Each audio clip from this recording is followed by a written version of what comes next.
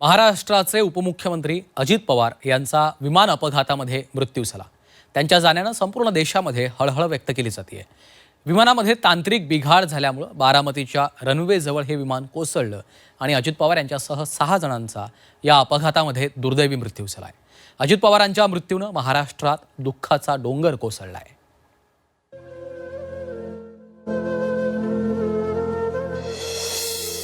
अजितदादांचा अपघाती मृत्यू, देश हळहळला।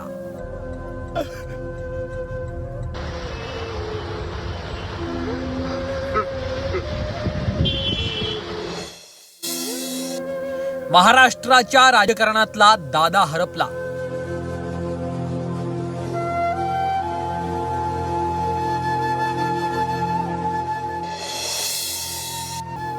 विमान अपघातात अजितदादांसह 6 जणांचा मृत्यू।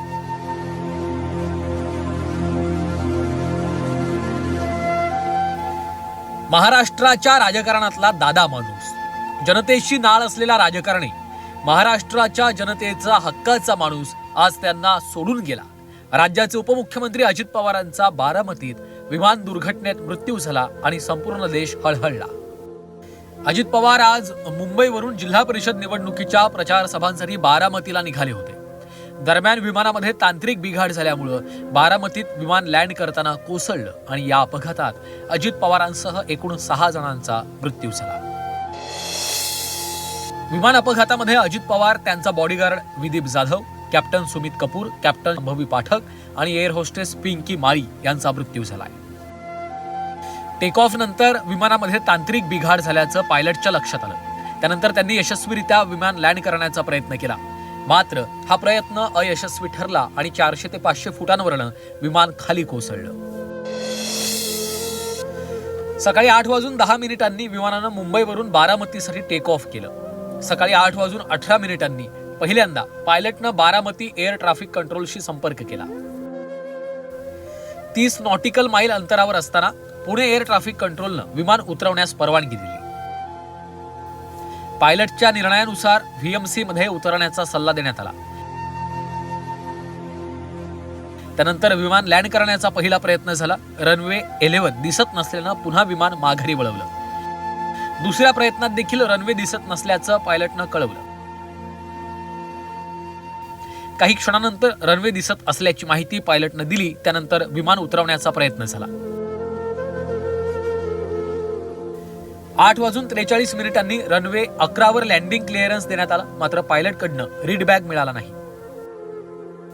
त्यानंतर 8:44 रनवे थ्रेश होल्ड जवळ विमानाला आग लागलेली दिसली। त्यानंतर आपत्कालीन सेवा तत्काळ घटनास्थळी दाखल झाली। या ठिकाणी ही सर्व परिस्थिती, अपघात ज्या ठिकाणी झाला ती पाहण्यासाठी अनेक नागरिकांनी, कार्यकर्त्यांनी गर्दी केलेली परिस्थिती पाहायला मिळते। सर्व विभागाचे अधिकारी असतील, या ठिकाणी पोलीस प्रशासन असेल, या ठिकाणी सध्या हे आपल्याला या ठिकाणी मोठा बंदोबस्त सुद्धा पाहायला मिळते। मात्र या ठिकाणची परिस्थिती जर पाहिली तर हा उंच भाग आहे आणि आपण जर मी कॅमेरामॅनला विनंती करेन, आपण तुम्ही हा भाग सुद्धा दाखवा।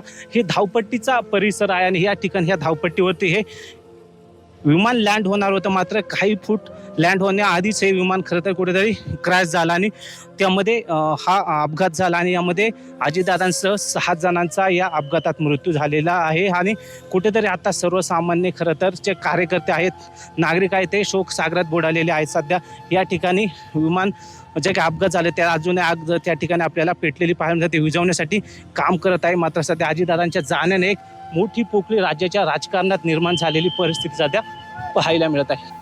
गोजूबावी या परिसरातल्या शेतात हे विमान कोसळलं। दरम्यान यावेळी परिसरातल्या काही शेतकऱ्यांनी दिलेली माहिती धक्कादायक होती। हे विमान कशा प्रकारे लँड झालं आणि त्यानंतर या ठिकाणी नेमकं काय घडलं हेच प्रत्यक्षदर्शींनी सांगितलं।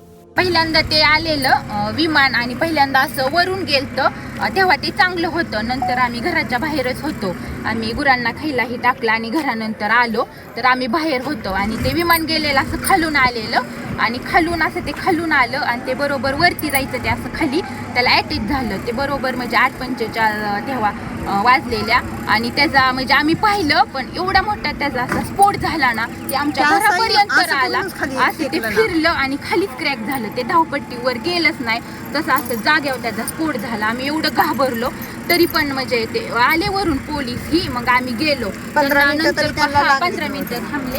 मग आम्ही घरून तरी पण आम्ही पाणी आणलं, बादल्यांनी पाणी घेऊन आलो, त्यांच्यापाशी पाणी दिलं, भिजवलं आणि ती बॉडी अशी साईडला पडलेली आणि त्यांचं मुंडकं ही पूर्ण म्हणजे साईडला होतं आणि अशी निम्मी बॉडी होती ती आम्ही पूर्णपणे पाहिलेली बॉडी.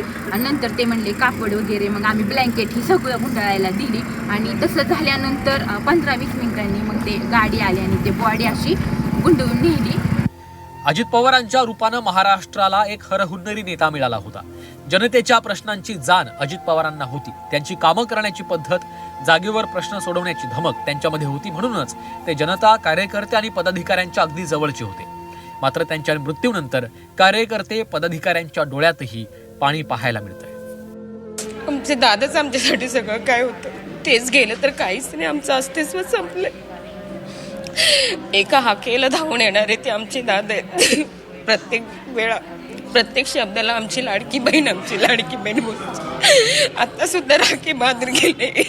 जब मैंने फर्स्ट टाइम दादा से मिली थी अप्रैल में रक्षाबंधन के टाइम पे, तो मैं वार्ड अध्यक्ष हूँ 180 का, बट दादा के अंदर मतलब काम करने का ऐसा डेडिकेशन था, मैंने वैसा कोई भी लीडर में नहीं देखा है आज तक कि जैसा दादा के अंदर वो मतलब डेडिकेशन था काम को लेके. जब भी वो बैठते थे, जितना भी टाइम बैठते थे ना, तो मतलब उनका कंटिन्यू काम ही करते थे.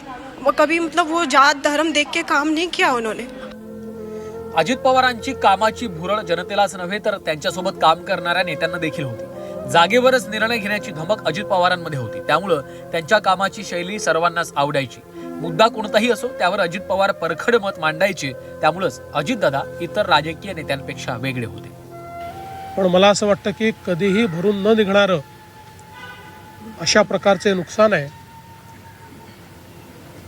महाराष्ट्रातनं असे लोकनेते गेल्यानंतर जी पोकळी तयार होते ते भरून काढणं हे अतिशय कठीण आहे. आमच्या वेळाही कामाच्या वेगवेगळ्या, आम्ही पहाटे उशिरापर्यंत काम करतो. अजितदादा पहाटे लवकर काम सुरू करतात, देवेंद्रजी दिवसभर काम करतात आणि अजितदादांनी 6-6 वाजता देखील अपॉइंटमेंट दिलेल्या अधिकाऱ्यांनी आणि लोकप्रतिनिधींनी पाहिलेल्या आहेत. अतिशय वेळेचं महत्त्व आणि वेळेचं भान ठेवणारा नेता हरपलेला आहे. अजित पवारांच्या मृत्यूनंतर त्यांचे कधी काळचे सहकारी संजय राऊतही भावूक झालेत. अजित पवारांशिवाय महाराष्ट्राचं राजकारण बेचव आणि अळणं झाल्याची प्रतिक्रिया त्यांनी दिली आहे. तर अजित पवारांच्या जाण्यानं महाराष्ट्राच्या राजकारणाचं मोठं नुकसान झाल्याचं केंद्रीय राज्यमंत्री मुरलीधर मोहोळ यांनी म्हटलंय. अजितदादा पवार यांच्याशिवाय महाराष्ट्राचं राजकारण, समाजकारण हे बेचव आणि आळणी होईल. त्यांचं व्यक्तिमत्व गेल्या अनेक वर्षापासून आपण पाहतोय. दिलखुलास, रोखठोक, कार्यकर्त्यांना हवाहवासा वाटणारा नेता. त्यांच्या जाण्यानं महाराष्ट्रावर दुःखाचा डोंगर कोसळलेला आहे. विश्वास अजूनही बसत नाही. या महाराष्ट्राच्या समाजकारणाचा, राजकारणाचा मोठ्या प्रमाणात झालेलं हे नुकसान आहे. आणि आता दादा परत कधीच आपल्यात नाहीत ही भावना सुद्धा खूप वेदना देणारी आहे. अजित पवारांच्या विमान अपघाताच्या नंतर घातपाताची शंका काही राजकीय नेत्यांनी व्यक्त केली आहे. राजकीय नेत्यांच्या विमानांचेच अपघात कसे होतात असा सवाल पश्चिम बंगालच्या मुख्यमंत्री आणि काँग्रेसचे अध्यक्ष मल्लिकार्जुन खरगेंनी केलाय. He died today morning in a plane crash. I'm really shocked to see the news. There is no safety and security of the people of this country. Even the political leaders, I do not know what is the fate of the opposition political parties, but he was very much with the ruling party. But before few days ago, I came to know that from social network that somebody from other party, they gave a statement that Ajit Pawar is willing to leave the BJP.